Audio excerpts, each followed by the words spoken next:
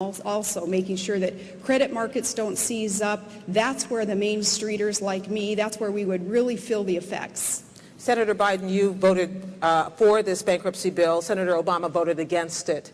Some people have said that mortgage holders really paid the price. Well, mortgage holders didn't pay the price. Only 10% of the people who have been affected by this whole switch from Chapter 7 to Chapter 13. It gets complicated, but the point of this, Barack Obama saw the glass as half empty. I saw it as half full. We disagreed on that, and 85 senators voted one way and 15 voted the other way. But here's the deal. Barack Obama pointed out 2 years ago that there was a subprime mortgage crisis and wrote to the Secretary of Treasury.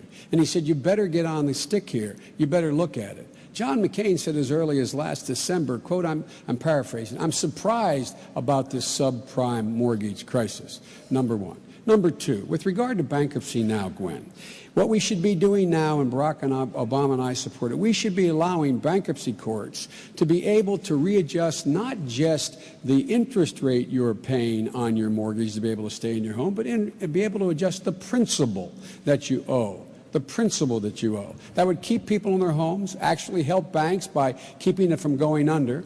But John McCain, as I understand it, I'm not sure of this, but I believe John McCain and the governor don't support that. There are ways to help people now, and the ways that we're offering are not being supported by the Bush administration, nor do I believe by John McCain and Governor Palin. Governor Palin, is that so? That is not so, but because that's just a quick answer, I want to talk about, again, my record on energy versus your ticket's energy ticket also. I think that this is important to come back to with that energy policy plan, again, that was voted for in '05. When we talk about energy, we have to consider the need to do all that we can to allow this nation to become energy independent. It's a nonsensical position that we are in when we have domestic supplies of energy all over this great land, and East Coast politicians who don't allow energy-producing states like Alaska to produce these, to tap into them, and instead we're relying on foreign countries to produce for us. We're circulating about $700 billion a year into foreign countries, some who do not like America. They certainly don't have our best interests at heart. Instead of those dollars circulating here, creating tens of thousands of jobs and allowing domestic supplies of energy to be tapped into and to start flowing into these very, very hungry markets. Energy independence is the key to this nation's future, to our economic future, and to our national security. So when we talk about energy plans, it's not just about who got a tax break and who didn't, and we're not giving oil company tax breaks, but it's about a heck of a lot more than that. Energy independence is the key to America's future.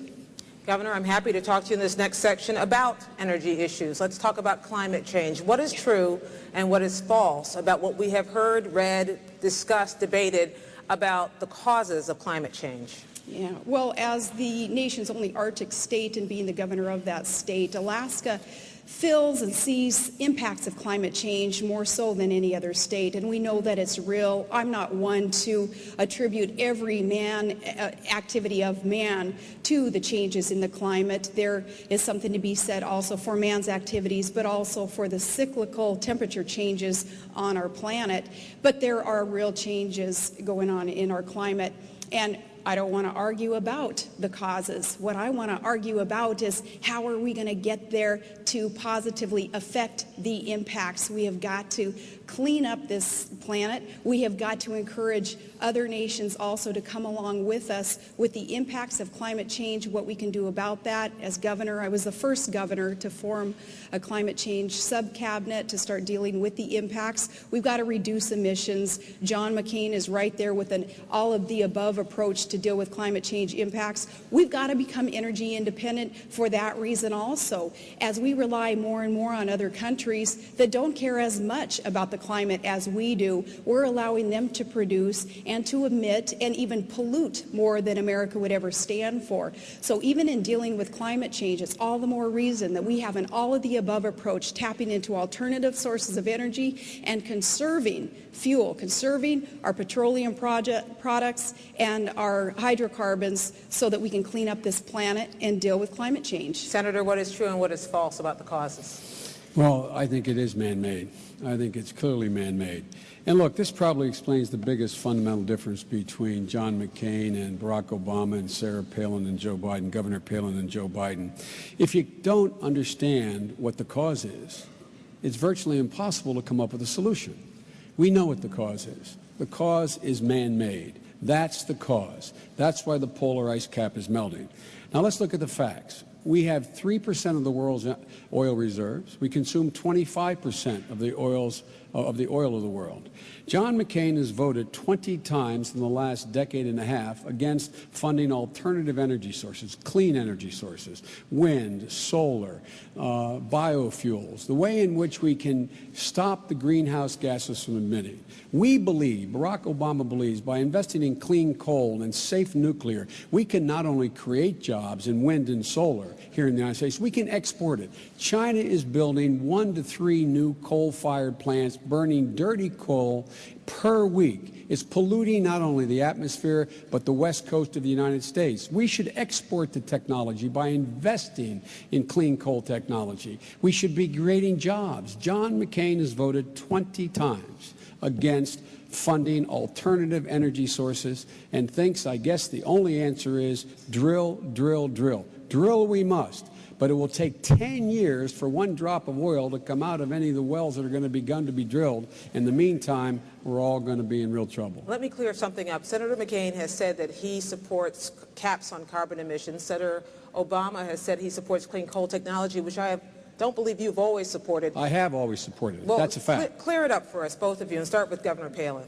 Yes, Senator McCain does support this. The chant is drill, baby, drill. And that's what we hear all across this country in our rallies because people are so hungry for those domestic sources of energy to be tapped into. They know that even in my own energy producing state, we have billions of barrels of oil and hundreds of trillions of cubic feet of clean, green natural gas. And we're building a nearly $40 billion natural gas pipeline, which is North America's largest and most expensive infrastructure project ever to flow those sources of energy into hungry markets.